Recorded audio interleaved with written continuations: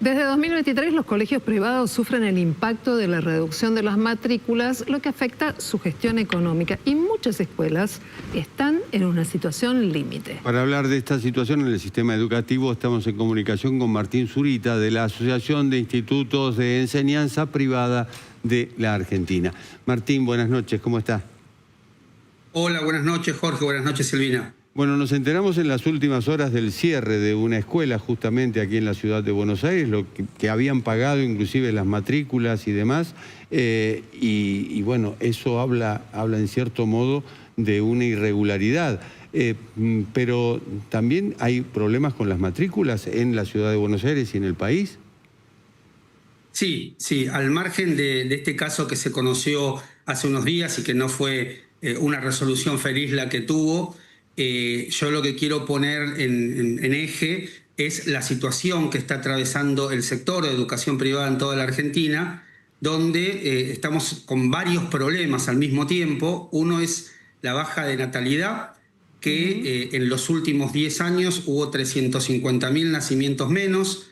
Si contamos de 2021 a 2024, en lo que es nivel inicial, primario y secundario, tanto del Estado como en escuelas privadas, hubo 300.000 inscripciones menos. O sea que eso de alguna manera repercute fuertemente en el sistema, pero no es solamente este tema, que por supuesto la ciudad de Buenos Aires es uno de los distritos que encabeza esta problemática, sino que se suma a otras cuestiones socioeconómicas, como es el aumento de la morosidad. El año pasado registramos de 9 a 10% de morosidad, algunas escuelas menos, otras más, pero ese fue el promedio. También hay una cuestión en los aranceles, que en muchas jurisdicciones está atrasado.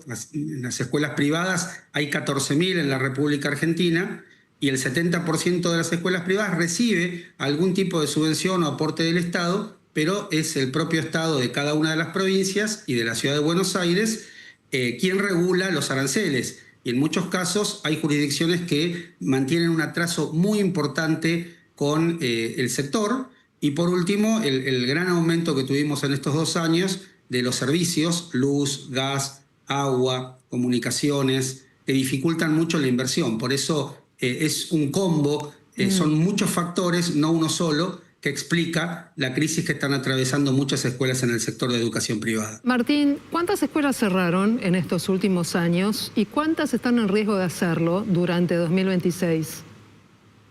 Nosotros tenemos un punto de quiebre que fue la cuarentena. Esa cuarentena que mantuvo 1 año y medio las escuelas cerradas y que le hizo mucho daño a toda la sociedad, pero al sistema de educación mucho más. Y al privado ni hablar, ya que luego de la pandemia cerraron 200 jardines de infantes y maternales. Luego, en el 2022, 2023, 2024 y 2025, siguieron cerrando escuelas, ¿no? Porque la pandemia fue como, esa cuarentena fue como un golpe muy fuerte y muchas escuelas no pudieron reponerse. El año pasado cerramos con 15 escuelas que han cerrado sus puertas, algunas de más de 50 años, 70 años. Realmente es un golpe fuerte para toda la sociedad argentina. ¿Y la perspectiva para este 2026 cuál es respecto a la continuidad o el cierre?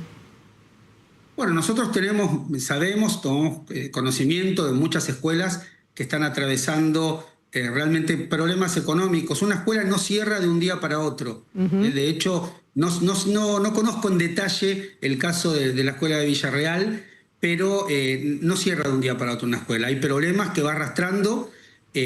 Un poco todo esto que detallé es como condimentos que hacen a una decisión final que es muy difícil de tomar, porque las escuelas somos emprendimientos, la mayoría emprendimientos familiares, somos pymes, pero a fin de mes tenemos que tener el dinero para pagar los sueldos, el 931, para pagar los servicios, en muchos casos el alquiler. Entonces, el panorama de muchas escuelas es complicado.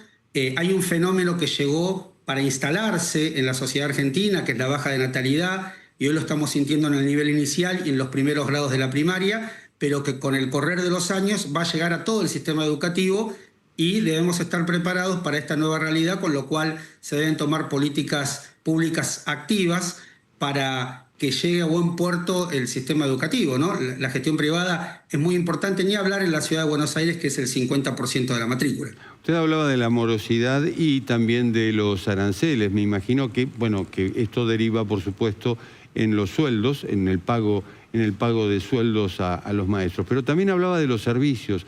Y fíjese que mañana vamos a conocer un índice de inflación que no está actualizado, que no contempla prácticamente los servicios y que va a ser menor al que deberíamos conocer. ¿Esto también los afecta?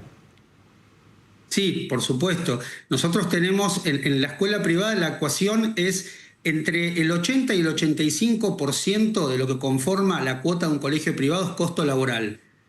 Para todo lo demás queda ese 15%.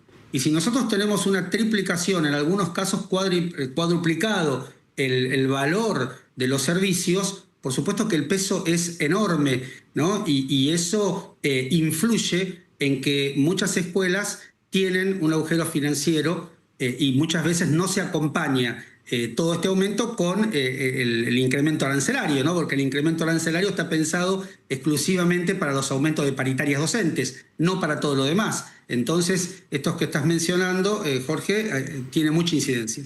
Martín, las escuelas privadas en algunos casos reciben subsidios del Estado. ¿Esto se ha mantenido de manera estable? ¿Se redujeron? ¿O hay una perspectiva distinta respecto de hasta dónde el Estado puede ayudar a sostener la enseñanza privada? No, los aportes estatales se han mantenido. Hay que dejar en claro que hay 24 realidades distintas en la República Argentina porque la educación está en manos de las provincias y de la ciudad de Buenos Aires y hay sistemas de aportes estatales que datan de más de 70 años y realmente se han mantenido. El problema pasa por otro lado, porque ese aporte estatal es para solventar una parte de los sueldos de los docentes, ¿no? Y por eso estas escuelas reciben un tope en lo que pueden cobrar, que está determinado por los gobiernos de cada jurisdicción. Entonces no podés aumentar más de tanto. El problema es que muchas veces esa autorización de aumento no va de la mano de los aumentos salariales. Y ahí tenemos un problema. Recuerdo cuando en el 2022, cuando era ministro de Economía Massa, que hizo un congelamiento de las cuotas de los colegios privados. Sin embargo, los sueldos no se congelaron. Por lo tanto, nosotros tuvimos que pagar sueldos que aumentaban con cuotas que no aumentaban, ¿no? Y eso también provocó un desfasaje financiero en las escuelas. En su momento lo público era mejor ponderado que lo privado. Estoy hablando de unos cuantos años atrás. La escuela pública, el hospital público, se consideraba mucho mejor. Pero después la ecuación cambió y en muchos casos se opta por el privado porque no habrá paro o se supone que no habrá paro de docentes. ¿Esa ecuación hoy se mantiene? ¿Es así? Yo creo que está muy afianzado el sistema de educación privada en Argentina. Las familias tienen la libertad de elegir un proyecto educativo determinado y tienen las dos gestiones, la gestión estatal y la gestión privada. Cada familia hace un análisis, ¿sí?, de la situación, ya sea por días de clases, porque obviamente cuando uno trabaja necesita tener la certeza de que cuando deja a su hijo en la escuela tenga clase todos los días. La educación privada lo asegura, lo garantiza. Pero también hay otras cuestiones que tienen que ver con el perfil de cada institución, que son diferentes, que tienen proyectos educativos que la familia elige, los comparte y se forma esa comunidad educativa, ¿no? Y por eso cuando hay problemas de la índole que estamos viendo en estos últimos tiempos, bueno, esos proyectos educativos no pueden ofrecer a las familias lo que la familia necesita y hay muchas escuelas que no se pueden mantener. Claro. Martín Zurita, te agradecemos mucho esta participación esta noche aquí con este tema tan sensible en Noticias a las 20:30. Brevemente quiero hacerte una pregunta. ¿Hay maestros que dejaron de enseñar porque no les rinde económicamente su salario?